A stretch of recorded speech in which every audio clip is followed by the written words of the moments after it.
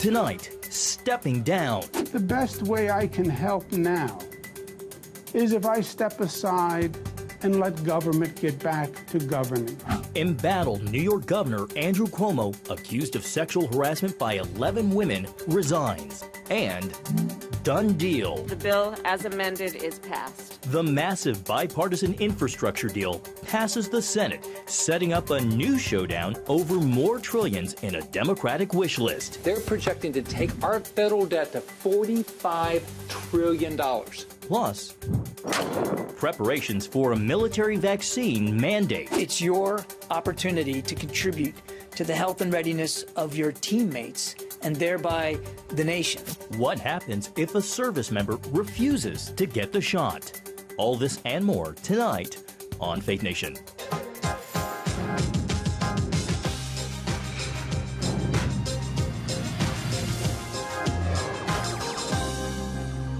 The end of a political dynasty in New York State politics. Welcome to Faith Nation. I'm John Jessup. And I'm Jenna Browder. Governor Andrew Cuomo officially stepping down this afternoon. This just 1 week after that blistering report from the New York Attorney General that found Cuomo sexually harassed 11 women. The announcement reflects a dramatic fall from grace. CBN News correspondent Brody Carter has tonight's top story. Brody, today's resignation is really only the beginning of Cuomo's legal battles. Well, John, Jenna, Cuomo's announcement was unexpected. That resignation coming after he took responsibility for many of the allegations against him, but not all of them. However, the DA's criminal investigation remains open. So regardless of the remorse, the apologies that we saw today, these sexual harassment allegations will not be taken lightly. I said on national TV to a doctor wearing PPE and giving me a COVID nasal swab, "You make that gown look good." I was joking. A year after the first claims of sexual assault against New York Governor Andrew Cuomo first surfaced, a shocking investigation by the state attorney general and numerous calls for him to step down. I take full responsibility for my actions. I have been too familiar with people. The third-term governor publicly apologizing to all 11 accusers, then to the surprise of many, announced his resignation. The best way I can help now is if I step aside and let government get back to governing. His resignation, however, didn't come without pushback from the governor's attorney. He has called people darling and sweetheart. He has had to change with the times. Yes, he hugs and he kisses his staffers. He has had to change with the times. When I walk past them, I often will give them a grip of the arm, a pat on the face, a touch on the stomach, a slap on the back. Cuomo and Glavin say Monday's impeachment investigation and the AG's report are filled with lies, misinformation, and false evidence. I kissed a woman on the cheek at a wedding, and I thought I was being nice, but she felt that it was too aggressive. The governor also faced a steady demise within his own cabinet, including his top aide, Melissa DeRosa. Cuomo's public resignation ended with an apology to his own two daughters. Your dad made mistakes, and he apologized, and he learned from it. Now, the governor's resignation, it takes effect in 14 days, making Lieutenant Governor Kathy Hochul New York's first female governor. When asked about the governor's coming resignation, President Biden said he, quote, respects the governor's decision to step down. John, Jenna, back to you. All right, Brody, thank you very much. And joining us now is legal analyst and author John O'Connor. He's also a former federal prosecutor. John, welcome. Thank you for coming on the show with us. So were you surprised by the governor's announcement this afternoon? For a minute there, it did sound like he might stay and keep fighting. Well, I did expect him to fight. It's in his nature. But also because he's a fairly hard-bitten politician, and I respect him for his political nose-counting ability, he obviously made the decision that the noses were not on his side, that he was going to get impeached and removed.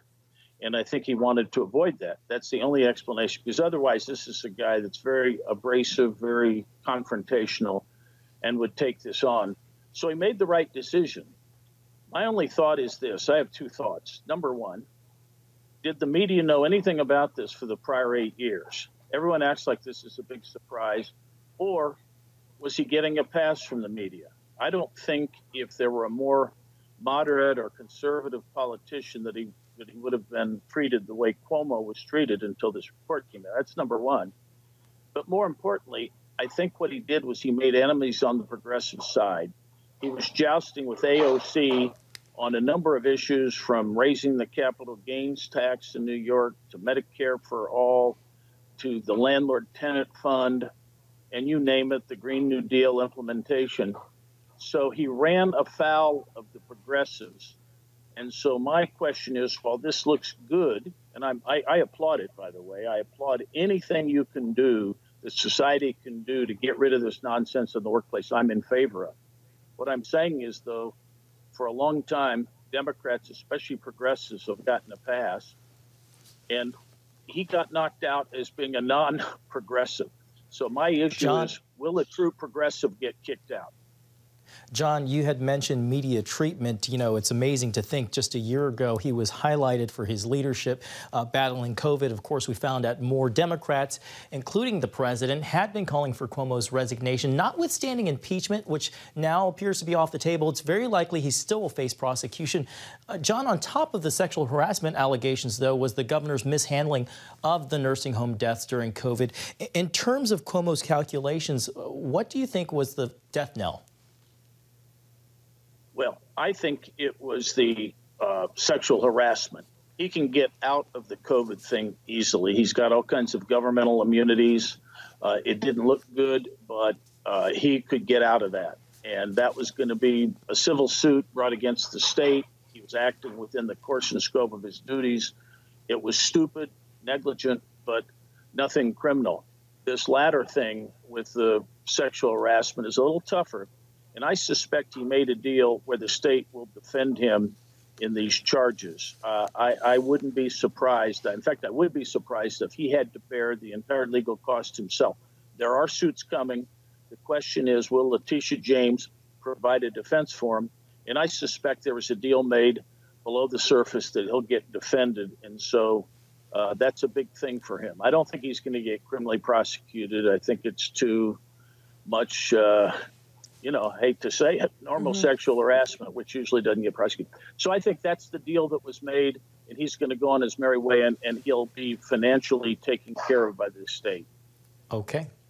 Well, we are out of time. John O'Connor, thank you so much for being with us and for your insights. Great to talk to you. In other news tonight, after months of negotiations, the Senate has finally passed a bipartisan infrastructure bill. 19 Republicans joining all 50 Democrats in voting for the $1.2 trillion deal that now heads to the House. The big question, Jenna, tonight is what happens next? CBN Capitol Hill correspondent Abigail Robertson has been following the story and joins us now with reaction from today's vote. Abigail. Well, John, today President Joe Biden and Vice President Kamala Harris held a press conference praising the Senate's passage of the bill that they say is a once-in-a-generation investment that will transform our country. America's often had the greatest prosperity and made the most progress when we invest in America itself. And that's what this infrastructure bill does. But not everyone in Washington is celebrating the bill's passage. We were all told that this thing was completely paid for. Oops, not quite. 30 GOP senators voted no, citing concerns over the bill's $250 billion increase to the national deficit. And they're also sounding alarms on the Democrats' $3.5 trillion budget reconciliation plan. They're projecting to take our federal debt to $45 trillion.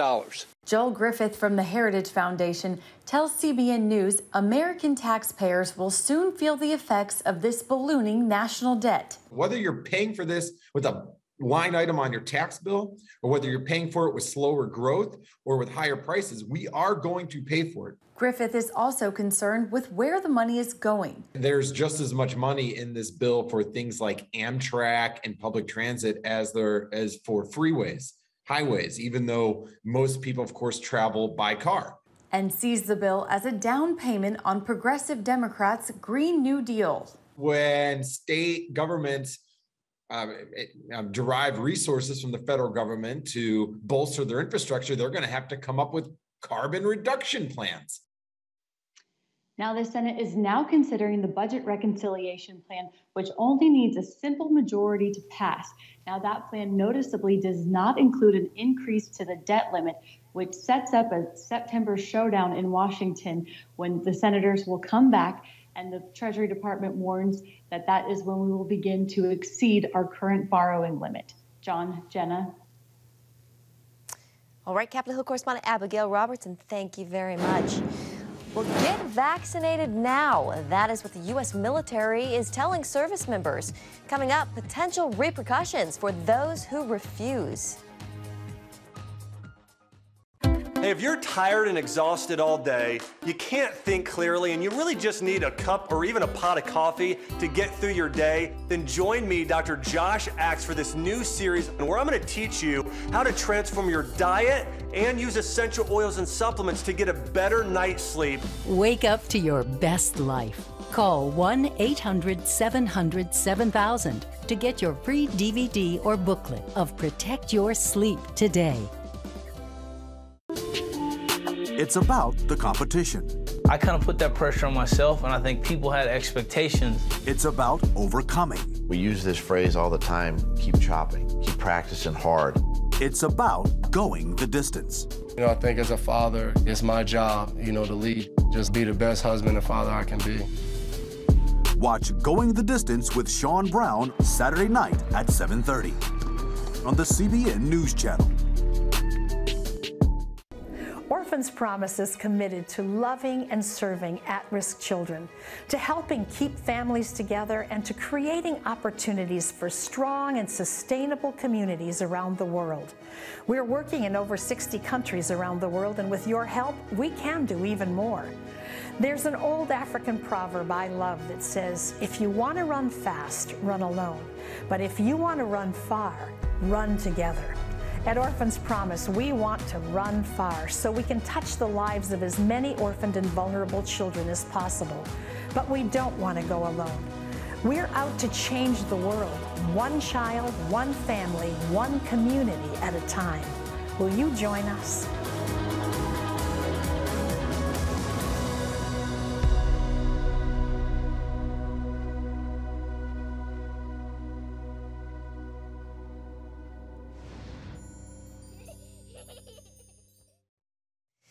Welcome back. Get vaccinated now. That is the message from the Defense Department to unvaccinated members of the U.S. Armed Forces. For now, they still have a choice. For now. CBN National Security Correspondent Caitlin Burke joins us with more. Caitlin, it is only a matter of time before vaccines will become mandatory. What can you tell us about the timeline? Well, rising COVID infections are behind this warning order. The Pentagon has alerted the armed forces mandatory vaccinations are coming no later than mid-September. Still, DoD Press Secretary John Kirby says there's no reason to wait. They're safe, they're effective, they work, they make us a more ready force, a more lethal force, and there's no reason to wait for the mandate. Military leadership will spend the coming weeks preparing for the transition and creating implementation plans. Mandatory vaccines are seen as standard operating procedure in the armed forces. When you sign up for the military, that there are requirements laid upon you, and some of those requirements include being healthy and fit and ready to serve. Retired three-star General Jerry Boykin disagrees. Yeah, there are certain vaccinations that are required when you sign up. That's when you sign up. And if you don't want to take those vaccinations, you have the option not to go in the military. No harm, no foul.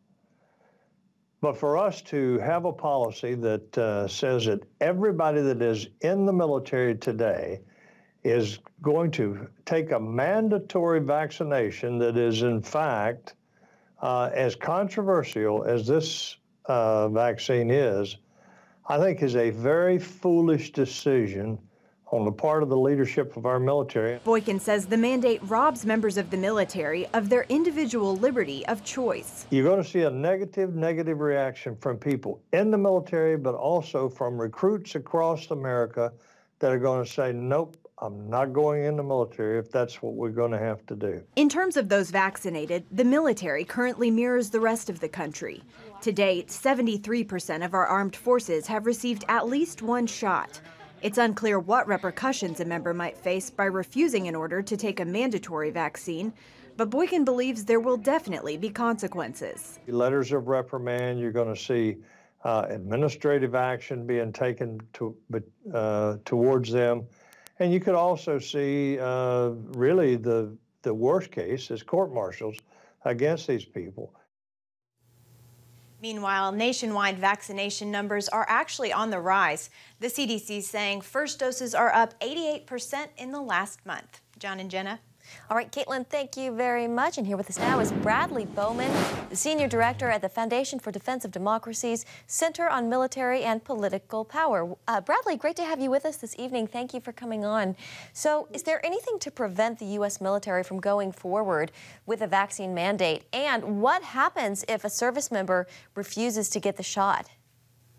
No, thanks for the opportunity to join you, and thanks for the question. You know, if once the president makes the decision, this will go forward. And I guess I would just respectfully disagree with the general on this one. You know, the vaccine is safe and effective. And as I'm sure he remembers from his time in service, and I certainly remember from my time, vaccines, many vaccines are mandatory. I remember my first day at West Point getting shots in both arms at the same time. You know, when you join the military, you give up certain freedoms, where to live. They can order you to war, what to wear, how to cut your hair cut. And this isn't just because the administration feels like it. There's good national security reasons for this. We want to keep our force healthy, because if they're not healthy, they can't do their duties and defend us. And by the way, we have a lot of foreign adversaries who have biological weapon programs. So there's general health reasons to do this. There's force protection, national security reasons to this. And I think this is really a moment where we've had more Americans killed from COVID than in all of World War II combined. This is really a moment to set the political nonsense aside and look at the facts. Bradley, you had mentioned foreign adversaries, so switching gears here, the Biden administration is dispatching its top envoy in an attempt to halt the Taliban takeover in Afghanistan. I know you recently co-authored an opinion piece in the Wall Street Journal. I'm curious what you think. How effective is diplomacy at this point in Afghanistan? I think the Biden administration is implementing a foolish, timeline-based, conditions-ignoring withdrawal in Afghanistan, apparently not having learned the lessons from the 2011 Obama administration withdrawal, and they're repeating the same mistake in Afghanistan. As a result, what we've seen the Taliban take 8 provincial capitals in the last 5 days. It's an absolute disaster, and this has been catalyzed by the foolish decision of the Biden administration. And if we don't see some urgent steps, things are only going to get worse, and that means more refugees. It means the gains we've seen with Afghan women and girls being rolled back, and potentially, ultimately, a safe haven that can be used to launch terror attacks against us and our allies. Bradley, the Washington Post published an excerpt from an upcoming book based on the Afghanistan papers. It reveals how both Republicans and Democratic presidents and the military put a positive spin on the war when officials knew otherwise. Does this add credibility to the decision to leave? You know, I would say we should focus on what our persistent interests are in Afghanistan and what the threats are to those interests. This is where the 9/11 attacks were planned and launched from that murdered our citizens. We have more than 20 designated foreign terrorist organizations that continue to reside in the Afghanistan-Pakistan region. And the only reason they haven't been able to launch another 9/11 attack on us is because we kept pressure on them there so they couldn't kill them here. President Biden is now releasing that pressure. We're going to see a terrorist bonanza in terms of recruitment and radicalization, and I fear more terrorist attacks. It really is a short-sighted decision. Trump was wrong in this, and so is Biden. All right, Bradley Bowman with the Foundation for Defense of Democracy. Thank you so much for being with us. Thank you. When we come back, a new report is setting off alarm bells over religious freedom. We'll show you where and how the United States is responding. Daddy? Yeah, buddy. How many nickels are in a dollar? There are 20 nickels in a dollar. How do birds fly? Does milk really make my bones stronger? Yeah. Daddy, when we die, will we go to heaven? Do you have the answer to life's biggest question? Call the 700 Club. We'll help you find answers to the important questions life brings your way. Watch breaking news, in-depth exclusive stories and programs from health to entertainment you won't find anywhere else. The CBN News Channel, a perspective you can trust. Enjoy credible news reporting from around the world. Discover inspiring programs and stories of hope, all in one place from a Christian perspective. The CBN News Channel, a perspective you can trust. To watch the CBN News Channel, download the app or visit cbnnewschannel.com. Hello, I'm Dr. David Perlmutter, board-certified neurologist and #1 New York Times bestselling author. Wouldn't it be great to boost your energy, eliminate brain fog, and even reverse brain disease? Well, you can, and I'm going to show you how, along with some of the world's most well-respected brain experts in this DVD, Protect Your Brain. Get Protect Your Brain, a free DVD only from the Christian Broadcasting Network, featuring experts on the cutting edge of neuroscience and brain health. No matter how many times you've failed in the past, you really can do this. In Protect Your Brain, you'll discover simple strategies to keep your brain young and healthy. Improve your memory. Discover the gut-brain connection. In Protect Your Brain. Get your free copy at cbn.com or call 1-800-700-7000. If you want to improve the quality of your life, get the DVD Protect Your Brain and get it today. Looking overseas tonight, for Christians living in Iran, religious freedom conditions continue to deteriorate. New government report details the grim reality. CBN's Jennifer Wishon has more. This new report details the grave situation Iranian Christians and others find themselves in as they work to live out their faith in their country. For more on this, I'm joined by Scott Wiener, who is a Middle East expert and policy analyst for the Commission. Scott, thanks for being with us. What has Iran been up to this first half of 2021? Unfortunately, we've seen a marked increase in religious persecution in Iran that's been targeting Christians who've been subject to arrest and detention. We've seen a very concerning uptick regarding not only the arrest of Baha'is, which comes after decades and decades of persecution, but now has escalated to the destruction of Baha'i houses.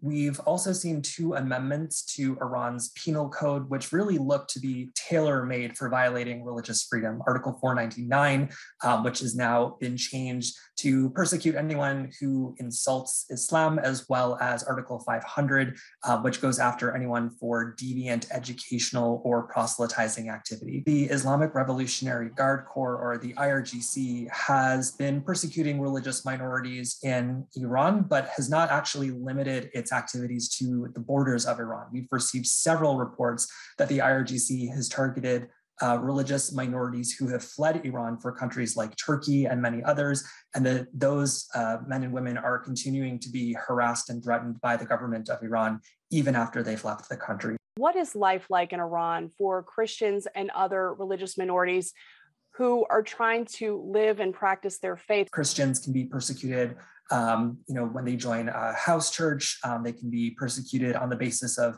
teaching different ideas from those endorsed by the government. The Iranian government particularly likes to go after Muslim converts to Christianity. And so we've seen that a number of people have been arrested and thrown in jail, including Pastor Yusuf Nadarkhani, who USERF advocates for as part of our Religious Prisoners of Conscience program. So he was arrested in a middle of the night raid a couple of years ago. Plainclothes police, they used a taser on his young son, and he's been tucked away in jail for years now. We're very concerned that he may be at an increased risk for contracting COVID-19 because, as you know, in prisons in general, but especially in Iran, people are in close and often very unsanitary conditions. Scott, how does the Commission recommend that the U.S. address these atrocities that are occurring in Iran? First and foremost, it's important to raise religious freedom violations directly with the government of Iran. The US and Iran are engaged in negotiations about issues that don't relate to religious freedom, but nonetheless create points of contact. Secondly, USERF recommends targeted sanctions on specific high-level officials who are directly involved in religious freedom violations. Finally, the United States Congress has for years given bipartisan support to a piece of legislation called the Lautenberg Amendment. And this allows Iranian religious minorities to come to to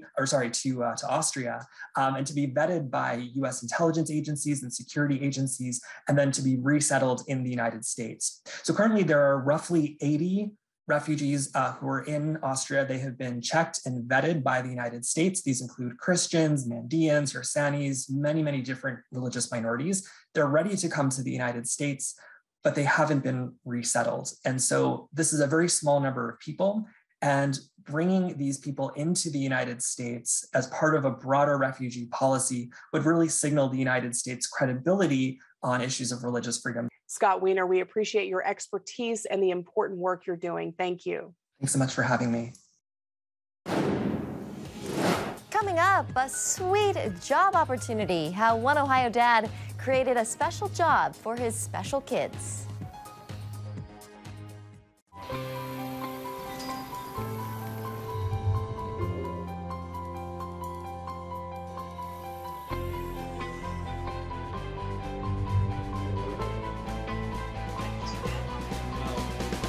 I am Region's first ROTC graduate student.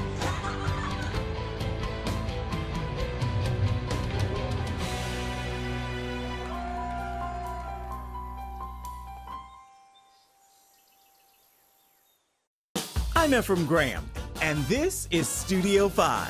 Cruise with me as I discover the good things happening in the world of music, sports, television, and movies. The fact that Ryan Coogler was going to be directing the film, I knew that something special was going to happen. We'll chat with artists at the forefront of entertainment and explore the connection between popular culture and faith. I asked my pastor, I said, well, does that mean I'm supposed to be a preacher? He says, well, no, you already have a pulpit. Wednesday night at 8:30 on the CBN News Channel. How'd you like to get a redo on your health, on your body, on your arteries, so you could have the energy you had 20 years ago? The great news is you can. I'm Dr. Mike Roizen, chair of the Wellness Institute at the Cleveland Clinic. I've written 4 New York Times bestsellers. But even better than having to read all that, you can listen to this DVD and watch it. Protect your heart? Yes, you can. Here's how.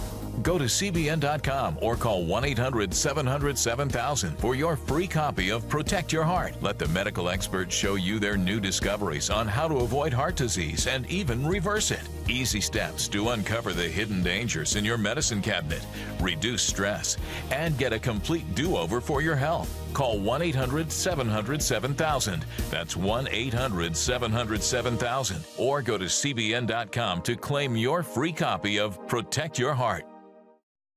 Wegner had a simple desire for his kids to provide jobs for his 2 adult children with Down syndrome. So he put that dream into motion and bought an ice cream truck. It's called Special Neat Treats. Josh and Mary Kate hit the streets selling ice cream, and it's a big hit in their Loveland, Ohio community. They plan to expand the fleet of ice cream trucks next summer, but Wegner says the business is about much more than just selling ice cream. He wants to inspire others with special needs. I could get on board with that, Jenna. I think we need to tell him to come down to Washington, D.C. I know. Bring their fleet down here. It'd be a big hit. What a great dad and clearly a great and beautiful family. I was going to say, what a good man, great father, just a wonderful family. Well, thank you so much for watching Faith Nation. Have a great evening.